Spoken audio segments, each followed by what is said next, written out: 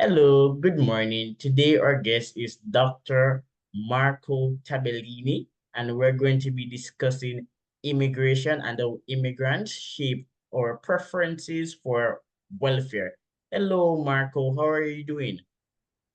Hi, I'm good, thank you.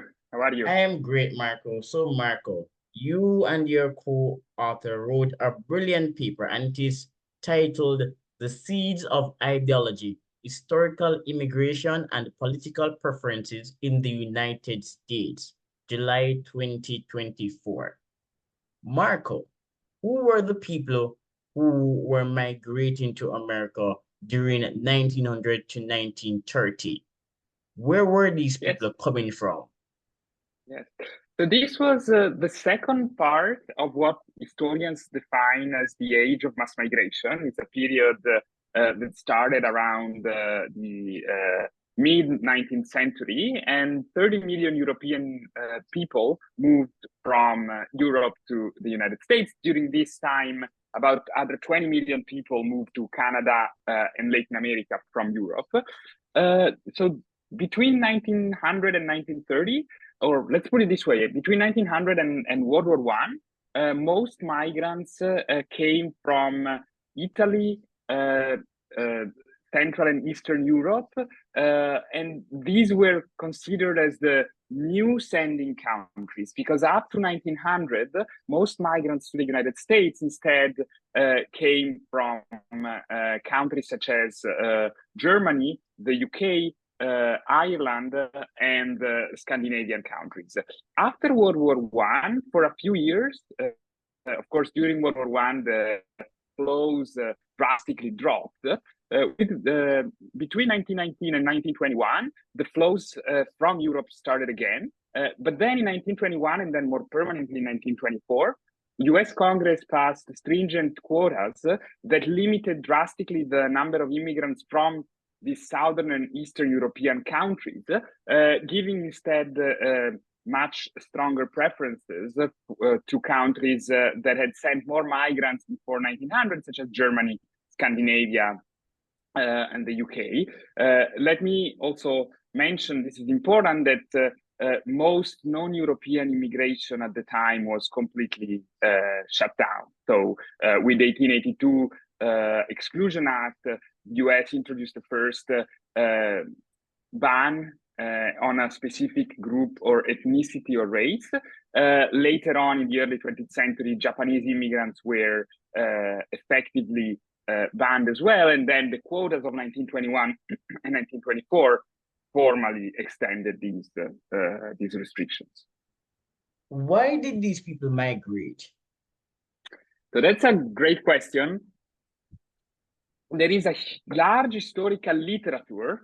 Hutton and Williamson are among the people that have worked on this the most. And there are two theories. One is that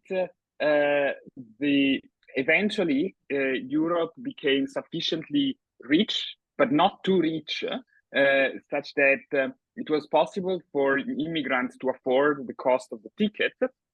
There is a more recent hypothesis set up by Yanai Spitzer and Ariel Zimran, who are two economic historians, who argue that true, there was some of this income dynamic, but there was also a diffusion process whereby at some point the pioneers from different countries started to move to the United States, and the news spread across countries.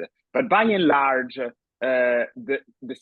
I think regardless of whether it's an income push story or this diffusion hypothesis, the idea is that migrants were looking for the American dream. And let me quote what Rana Bramitsky from Stanford and Leah Bustan from Princeton define as the title of their book, The Streets of Gold.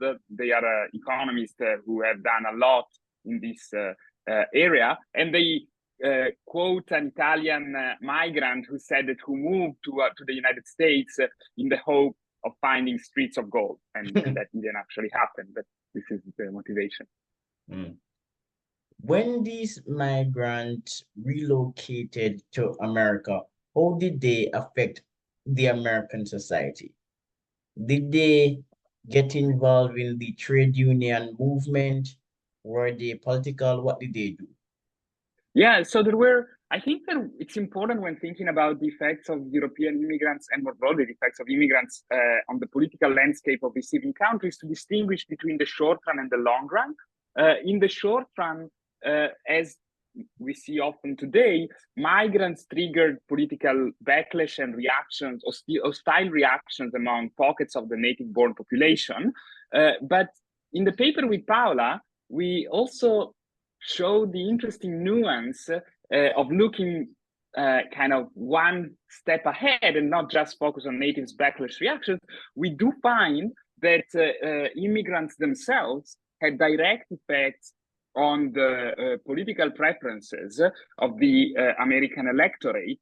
Many of the immigrants coming to the United States in the early 20th century had been more exposed compared to the population living in the United States to the earlier waves of social welfare reforms in Europe. And many of the migrants moving to the United States, especially from Germany, Sweden, and other Scandinavian countries, brought these socialist or liberal ideas with them. Perhaps a very well-known example is that of the 48ers. This happened well before the period that we studied, but I think is emblematic. So these were leaders of the failed revolution in Germany. Okay, German Revolution. Exactly. So in 1948 and 1949, they moved to the United States and they spread their socialist ideas. And the vehicles through which this happened were ethnic newspapers, local political organizations, local clubs, which helped these organizations grow. So why were these immigrants more likely to be left-leaning?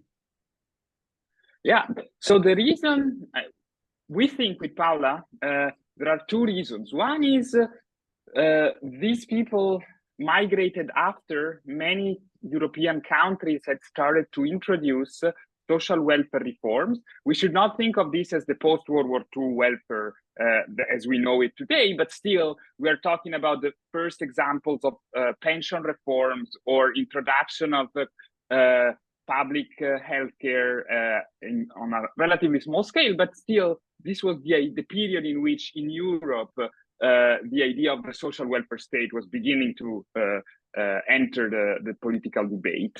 Whereas in the United States, the migrants who had arrived earlier had not been exposed to these ideas. Moreover, there is influential work by Sambazzi and co-authors on the extent to which the rugged individualism in the mid and second half of the 19th century developed in the United States.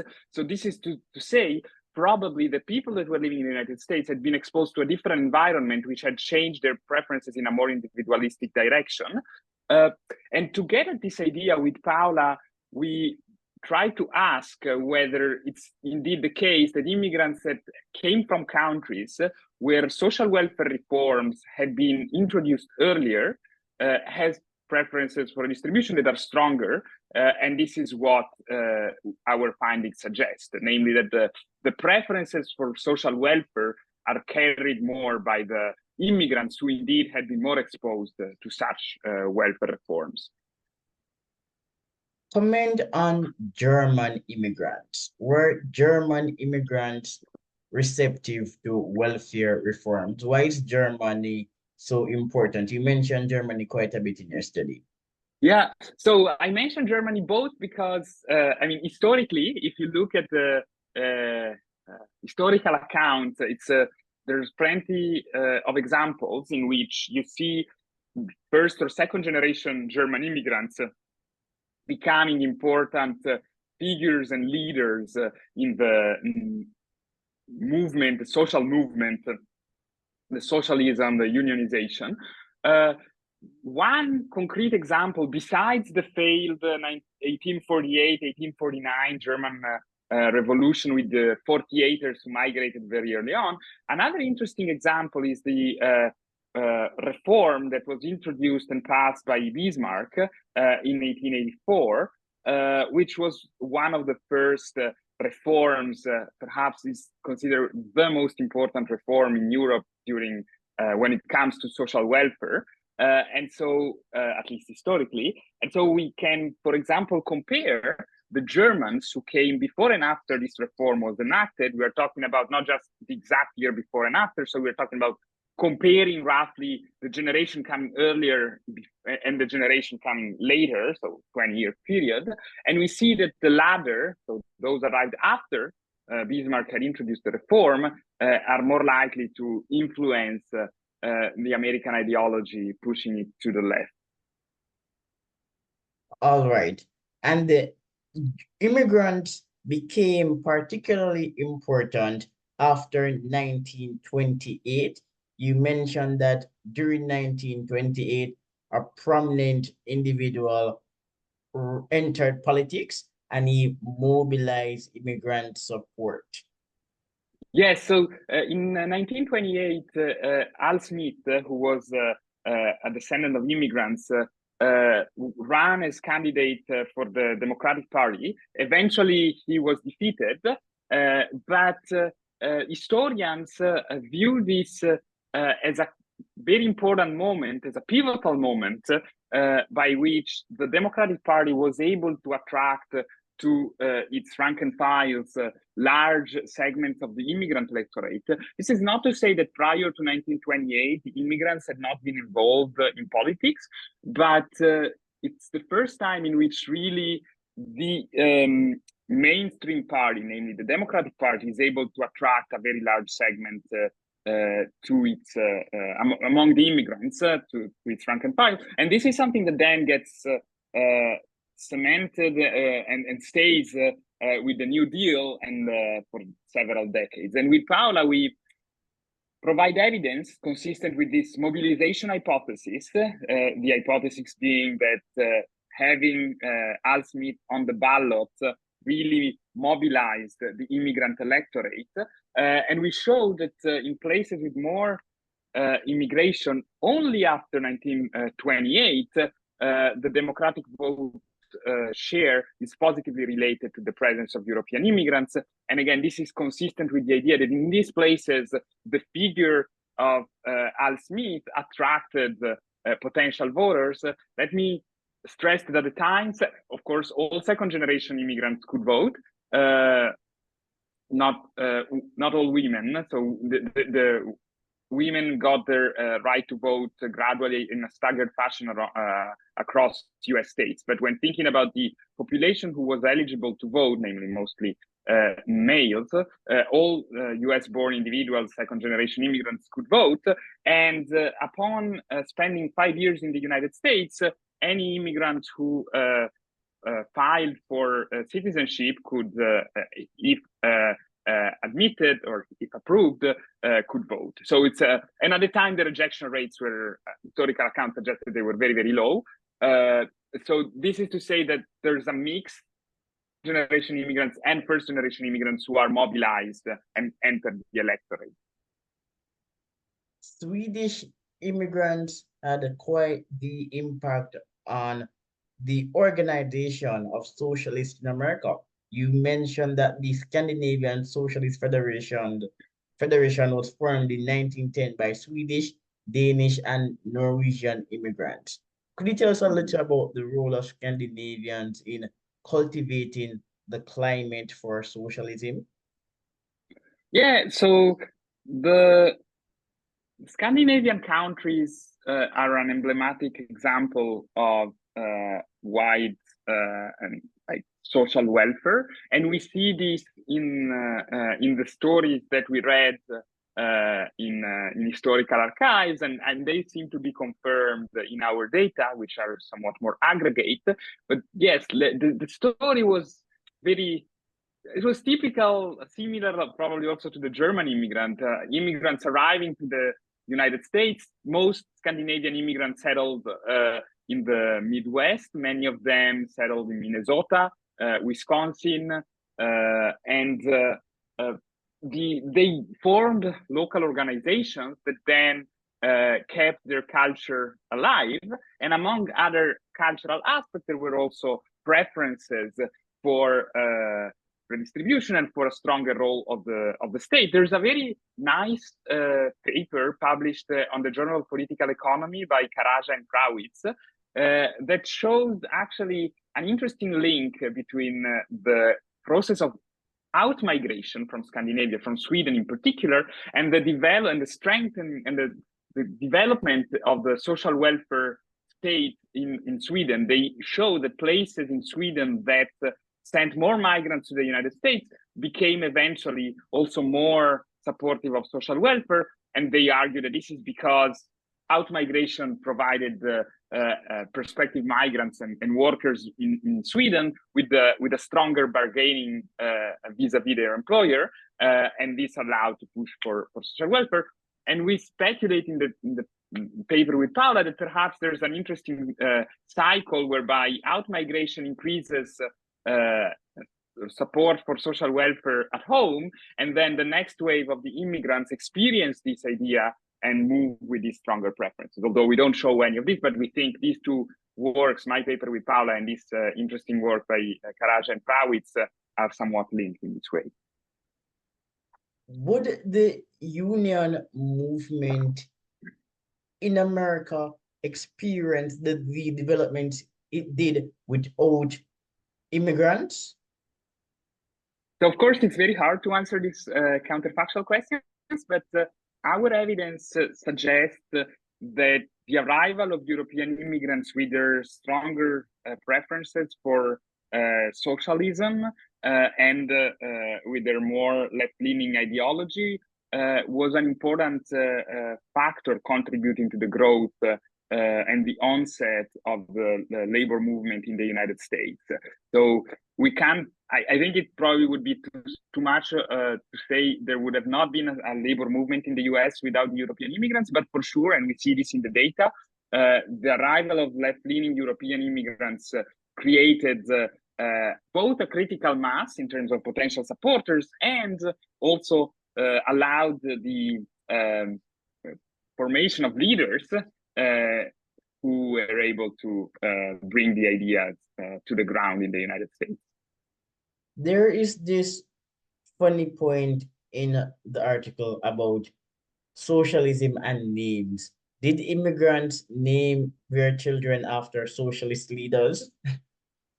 Yeah, so we had this idea of of course, it's very hard when you work with historical data to find direct proxies for people's ideology and preferences, because there are not that many surveys, especially targeting the immigrants. So we built on fascinating work by Sambatzi, which I mentioned earlier, to get the idea that maybe one way to capture the preferences of the immigrants was to look at how they name their children. And so in particular, we compiled a list of important and prominent socialist figures in Europe, and we asked whether the native-born population was more likely in the US receiving more, in places that received more immigrants. We asked whether the native-born population was more likely to name their children after a socialist figure, and this is indeed what we find. And so we argue that this reflects the fact that it was not just the immigrants themselves bringing their preferences, but also that some of these preferences were transmitted to the native population as expressed, for example, in the names that the native-born population chose for their offspring. So how do immigrants shape preferences for welfare? Because the conclusion of your paper is that immigrants determined preference for welfare in the United States. So how did it work? Yeah, so if you look at our results, they tell us that in the long run, which for economists means about 100 years later, we see that places that received more European immigrants are areas that host more left-leaning and liberal individuals who support the Democratic Party and who are more likely to favor a larger role for the welfare state. This is something that we argue in the paper does not merely reflect the fact that in places where German immigrants arrived 100 years ago, the German descendants stayed and the preferences traveled within their families.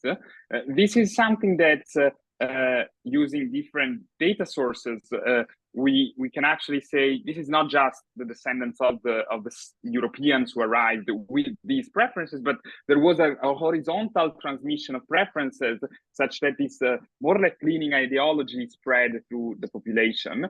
And this is an important finding because typically what the literature has found, and including some of my previous works, is that immigration reduces preferences for redistribution and in the short run.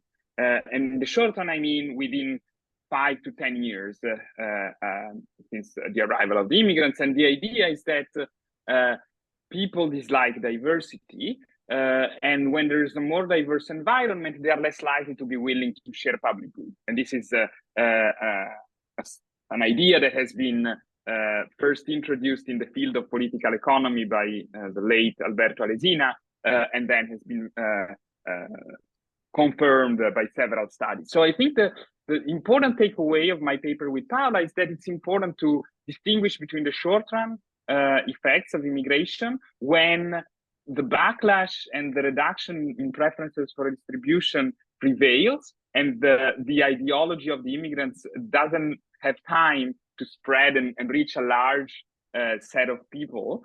And instead, the long run, when a process of cultural transmission and preferences transmission, both vertically and horizontally, by vertically I mean within the descendants and of the immigrants, and horizontally, so from the immigrants to the native-born population, and this may change the preferences. And in the case of the United States, we consider an example in which people who had more left-leaning ideologies moved to the United States, but it's possible that when people with more right-leaning ideology move to a different country, or within countries to different parts of the same country, the preferences of the original settlers moves in different directions.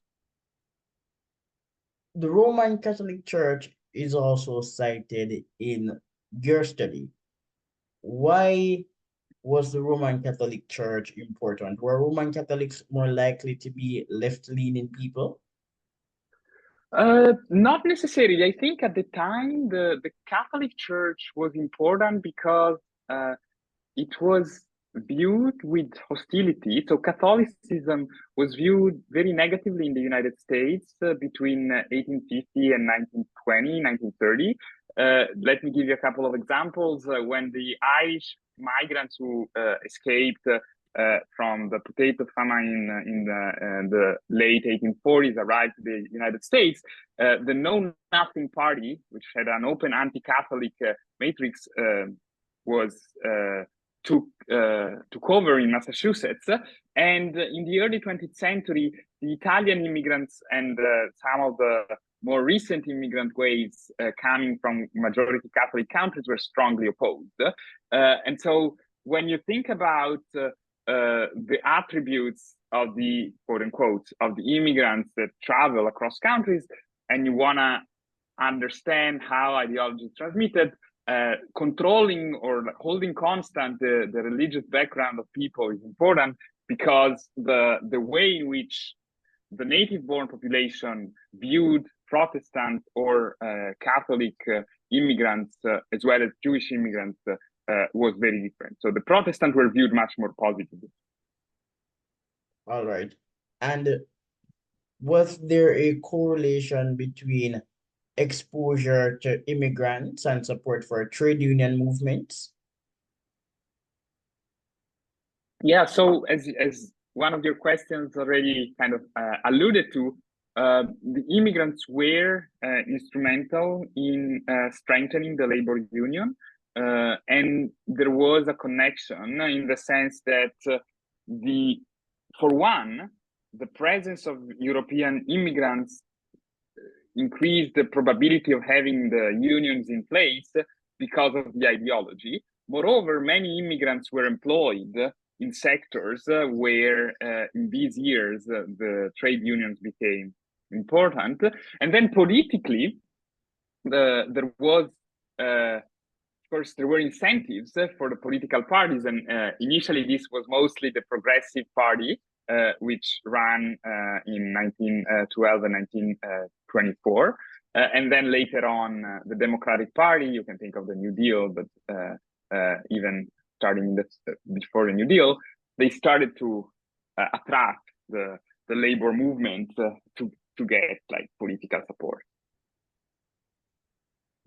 Marco, you mentioned another paper with your co-author, Alicina, who passed. I think that paper is really important. Could you tell us about some of the critical findings of that paper? The paper examining the relationship between immigration and the lack of support for social welfare. Yeah, so with Alberto, who passed away in 2020, yes. Sadly, we wrote a paper. Indeed. Yeah, he's been one of the fathers of political economy, and I was lucky enough that he was one of my mentors when I was in Cambridge. And writing this paper together was an incredible opportunity.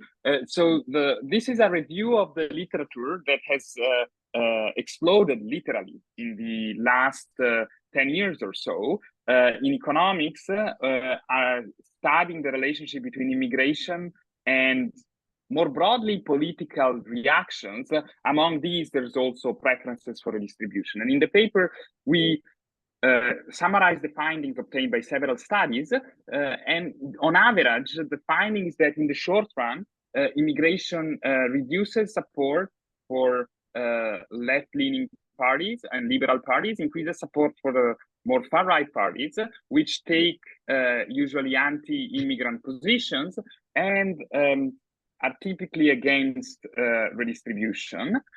We explain in the review that this is of course, the average finding, but that there are exceptions and that there is interesting heterogeneity. For example, my work with Paola Giuliano on the long run effects of immigration. But the conclusion that Alberto and I draw is that on average, there's this right-wing shift, which seems to be more driven by non-economic factors, such as concerns about diversity and the arrival of people who have a different set of cultural norms, religion, or race. This seems to be both historically and more recently the main driver of anti-immigrant support. All right. And you have also written on the benefits of immigration. So there is a paper that was published some years ago titled Gifts of the Immigrant, Woes of the Natives, Lessons from the Age of Mass Migration. The people who were migrated, predominantly Europeans. And in this paper, you contend that migration increased the wages of natives and spurred industrial development. Therefore, criticisms were not based on economic reasons. Yeah, so this was probably my main dissertation of the chapter of the PhD, and is the work that made me particularly interested in this historical context. There I show that immigration from Europe was associated with stronger economic growth in US cities. It increased not only average production and productivity, but also increased the occupational standing of native-born workers. We don't have detailed data on wages for this historical period, so it's always important to stress this, because it's possible that some of my findings are unable to detect localized negative effects on some specific group of workers, but on average, I don't find any such effect, if anything, positive effects. And this is something that a large set of works have then confirmed.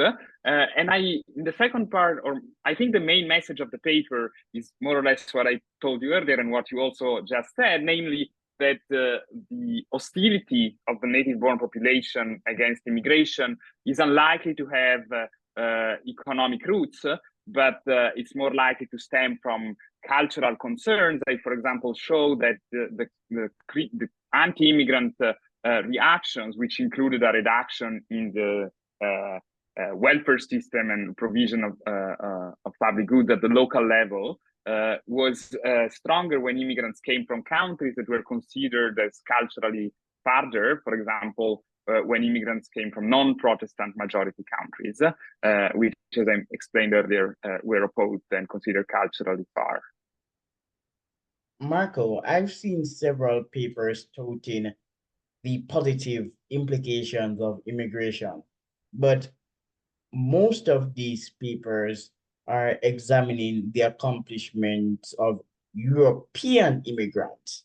We are not disaggregating the data based on continent or country of origin in most papers. So some papers say that immigrants are likely to be entrepreneurs, but they don't mention the continent or the country of origin. Do you plan to do research along that line? I think it would be appropriate.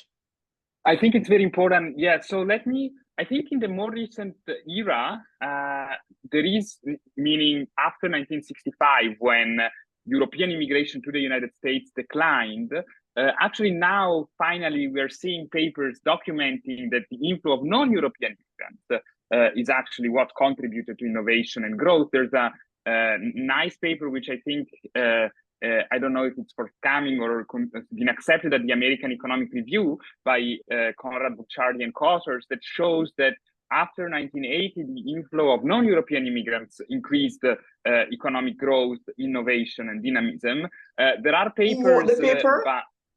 This is by Conrad Bucciardi, Tarek Oh Hassan. yes, Bucciardi. Yes. I know. I know of that writer. I've seen some of the papers.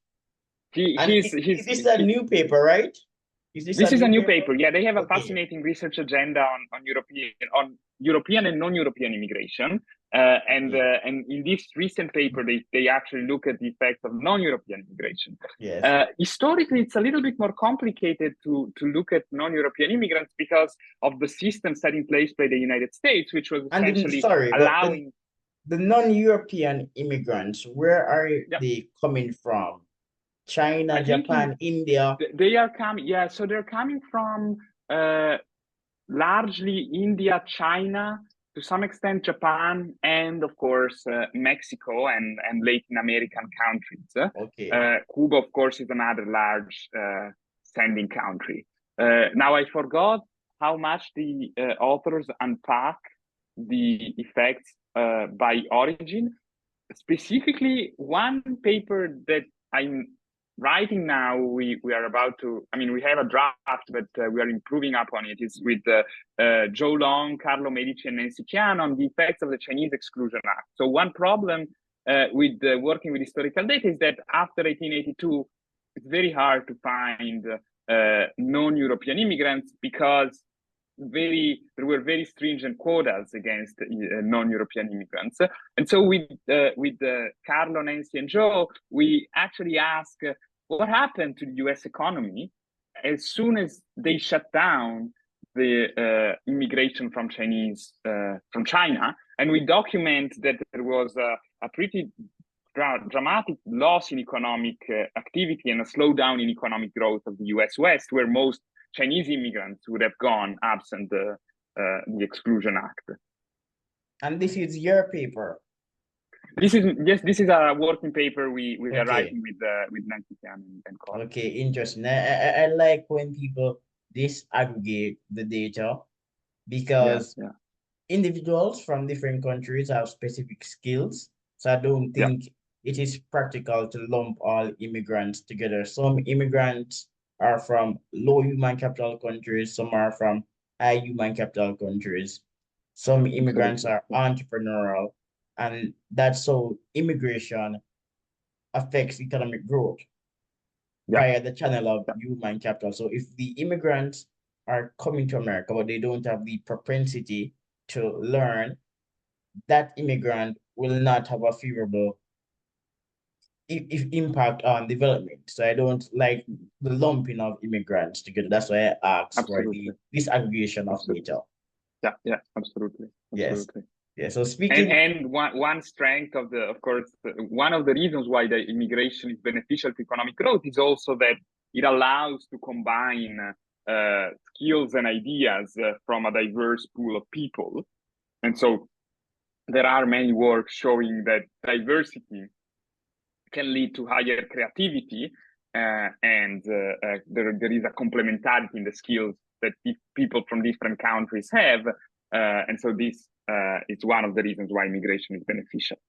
all right. So speaking to you has been a pleasure, and I would love to Thank you very much. talk to you again in the future. But thanks for coming on. And the next time I will get Guido Tabellini. He's working on a new book, Guido and Joel Moncure. Did they finish the book? Okay, I will ask Yeah. Guido to show up with Joel. Yeah. Joel, Joel says he's busy, but I like both of them. Oh And yeah, they Joel work is on amazing. and they work on economics and the industrial revolution. So the new book is comparing China and the Europe.